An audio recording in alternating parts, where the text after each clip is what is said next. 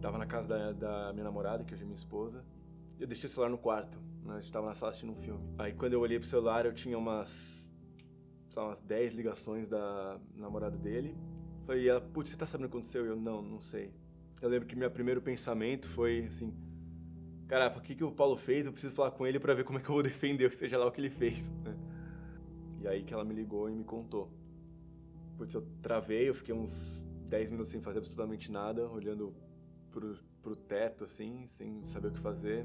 E daí eu peguei o celular pra avisar as outras pessoas. E foi aí que me bateu mesmo, assim, que eu percebi o que estava acontecendo.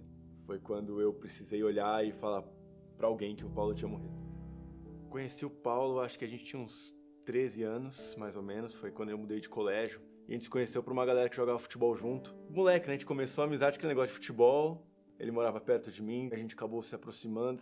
Quando eu via, eu falava com ele todos os dias. Frequentava a minha casa e, cara, ele era uma pessoa muito acelerada sempre, sempre foi. Ele sempre pensou muito nos outros, cuidando mais dos outros do que dele mesmo, assim. E ele era um cara muito emocional, assim. E a gente tinha uma ligação emocional muito forte, assim. É difícil homem falar sobre emoções, né? Normalmente você pega alguém falando, um cara falando com outro, é sobre, peguei alguém, não sei. E eu e o Paulo, a gente tinha esse laço, a gente tinha essa facilidade emocional de conversar um com o outro. A gente se entendia muito bem. E eu achava que eu conhecia bem essa parte dele. Talvez se eu soubesse eu pudesse fazer alguma coisa. Eu me culpo um pouco pelo que aconteceu. Eu acho muito difícil quando você é muito próximo de alguém você não se culpar quando acontece algo assim. Ele cometeu suicídio ligando o gás da cozinha e ficando trancado lá dentro. Por que eu não percebi, onde é que eu não vi, que eu permiti que meu amigo fizesse uma coisa dessas? Sei lá, 2 dias antes ele estava na minha casa, a gente estava junto, planejando o que a gente ia fazer alguns dias depois. Não percebi absolutamente nada. Na verdade, assim, a gente estava num apartamento que eles iam alugar e a gente estava escolhendo o que a gente ia fazer de reforma lá. Então daí você pensa, como que alguém que está fazendo planos com você, 2 dias depois, tira a vida, né? Ele deixou uma carta para a mãe dele, falando mais ou menos sobre uma situação financeira que estava complicada, que ele achou que ia melhorar e não conseguiu. E aí por isso ele preferiu tirar a vida. O mais foda dela é que depois que eu li eu entendi o que ele fez, sabe? Não digo que eu concordo, mas eu entendi o que aconteceu e como aconteceu. A gente se culpa muito. Mas essa é uma decisão daquela pessoa. E vai ter sempre um lado seu dizendo que você poderia ter feito mais. Que alguma coisa você falhou, mas isso não é verdade, não deixe esse sentimento te dominar. Quando o Paulo faleceu, eu perdi um pilar da minha vida mesmo, que era com quem eu conversava mais e era com quem eu podia me abrir, né, e falar sobre os problemas todos que eu tinha e sobre coisas boas. E eu acho que tem uma parte de mim que era ligada a ele, que essa parte foi arrancada, né, quando ele foi embora. Eu passei por muita coisa depois disso. Eu tive que aprender a lidar com os sentimentos que eu escondia. A gente é homem, nós não somos ensinados a lidar com emoções. Pensar em que você é frágil não é coisa de homem.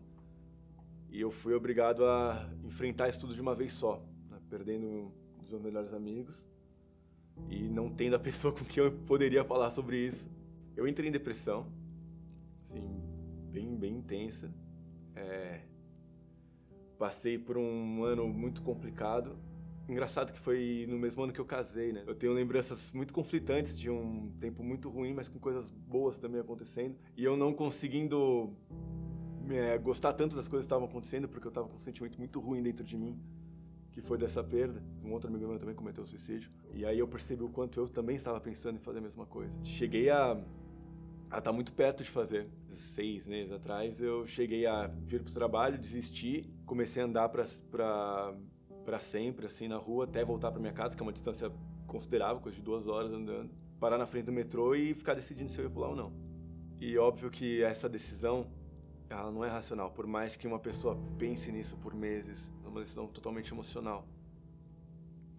E obviamente eu não estava pensando quando eu decidi. E o que me impediu foi justamente lembrar de como eu me senti.